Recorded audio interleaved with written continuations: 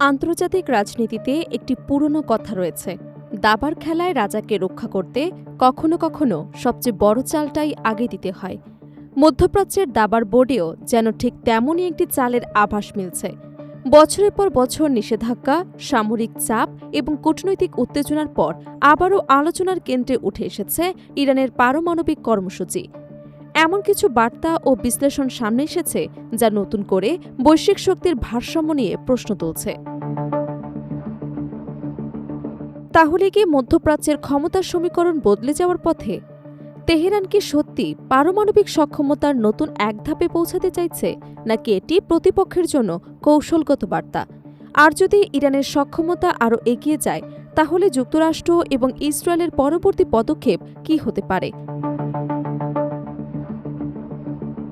মধ্যপ্রাচ্যের ভূ রাজনীতিতে নতুন করে শুরু হয়েছে শক্তি, নিরাপত্তা এবং কৌশলের এক জটিল হিসেব নিকেশ। সাম্প্রতিক সময়ে ইরানের ওপর সামরিক ও কূটনৈতিক চাপ আরও বেড়েছে। দীর্ঘদিন ধরেই যুক্তরাষ্ট্র এবং ইসরায়েল অভিযোগ করে আসছে, ইরানের পারমাণবিক কর্মসূচি কেবল বেসামরিক উদ্দেশ্যে সীমাবদ্ধ নয়, বরং দেশটি ভবিষ্যতে পারমাণবিক অস্ত্র তৈরির সক্ষমতা অর্জনের পথে এগিয়ে চলেছে। যদিও তেহরান বরাবরই এই অভিযোগ অস্বীকার করে বলেছে, তাদের কর্মসূচি শান্তিপূর্ণ, জ্বালানি এবং বৈজ্ঞানিক গবেষণার জন্য। এরই মধ্যে জাতিসংঘের পরমাণু পর্যবেক্ষক সংস্থা IAEA এর বিভিন্ন প্রতিবেদনে উল্লেখ করা হয়েছে, ইরানের কাছে প্রায় 440 কেজি 60% সমৃদ্ধ ইউরেনিয়াম রয়েছে। পশ্চিমা বিশ্লেষকদের দাবি, এই ইউরেনিয়ামকে আরও সমৃদ্ধ করা হলে তা অস্ত্রমানের পর্যায়ে পৌঁছাতে পারে। কিছু বিশ্লেষণে এমনও বলা হয়েছে, এই পরিমাণ উপাদান তাত্ত্বিকভাবে একাধিক পারমাণবিক অস্ত্র তৈরির সক্ষমতা দিতে পারে। তবে IAEA কখনোই আনুষ্ঠানিকভাবে বলেনি যে ইরান ইতোমধ্যেই পারমাণবিক বোমা তৈরি করেছে।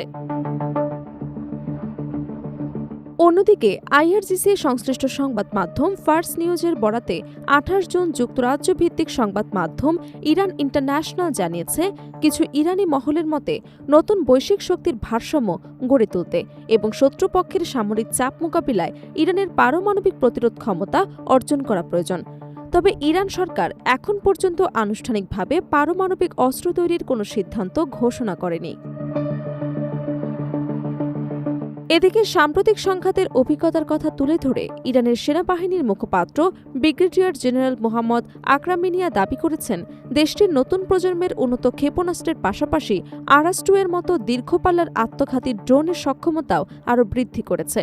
তার ভাষ্য অনুযায়ী সেনাবাহিনী এবং IRGC যৌথভাবে এমন নতুন প্রযুক্তির অস্ত্র তৈরি করেছে, যেগুলোর সক্ষমতা শিগগিরই প্রকাশ করা হবে।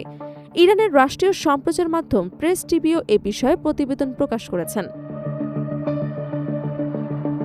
ইরানি কর্মকর্তাদের মতে, সামরিক সক্ষমতা বৃদ্ধি কোনো আগ্রাসী নীতি নয়, বরং সম্ভাব্য হামলা প্রতিরোধের কৌশল। তাদের দাবি, শক্তিশালী প্রতিরক্ষা ব্যবস্থা থাকলে প্রতিপক্ষ সংঘাতে জড়ানোর আগে বহুবার ভাববে। অন্যদিকে ইসরায়েলের প্রধানমন্ত্রী বেঞ্জামিন নেতানিয়াহু স্পষ্ট করে বলেছেন, ইরানকে কখনোই পারমাণবিক অস্ত্র অর্জন করতে দেয়া হবে না। একই অবস্থানে রয়েছে যুক্তরাষ্ট্র। মার্কিন প্রেসিডেন্ট ডোনাল্ড ট্রাম্প সাম্প্রতিক এক বক্তব্যে ইরানের বিরুদ্ধে প্রয়োজন হলে আবারও সামরিক পদক্ষেপ নেয়ার ইঙ্গিত দিয়েছেন। তার মতে, ইরানের পারমাণবিক কর্মসূচি আন্তর্জাতিক নিরাপত্তার জন্য বড় হুমকি হয়ে উঠতে পারে। সাম্প্রতিক সংঘাতের পর উভয় পক্ষই নিজেদের সাফল্যের দাবি করছে। ইরানি সূত্রগুলো বলছে, যুক্তরাষ্ট্র এবং ইসরায়েলের হামলার পরও দেশটির পারমাণবিক অবকাঠামো পুরোপুরি ধ্বংস করা সম্ভব হয়নি। একই সঙ্গে ইরান দাবি করেছে, তারা মধ্যপ্রাচ্যে কয়েকটি গুরুত্বপূর্ণ সামরিক লক্ষ্যবস্তুতে সফল হামলা চালিয়েছে। তবে এসব দাবির অনেকগুলোই স্বাধীনভাবে যাচাই করা সম্ভব হয়নি।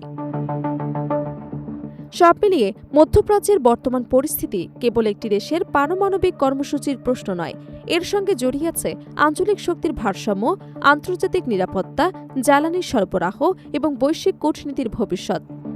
এখন বিশ্ব তাকিয়ে আছে, এই উত্তেজনা শেষ পর্যন্ত আলোচনার টেবিলেই থামবে, নাকি মধ্যপ্রাচ্যের দাবার বোর্ডে শুরু হবে আরও বড় কোনো কৌশলগত চাল।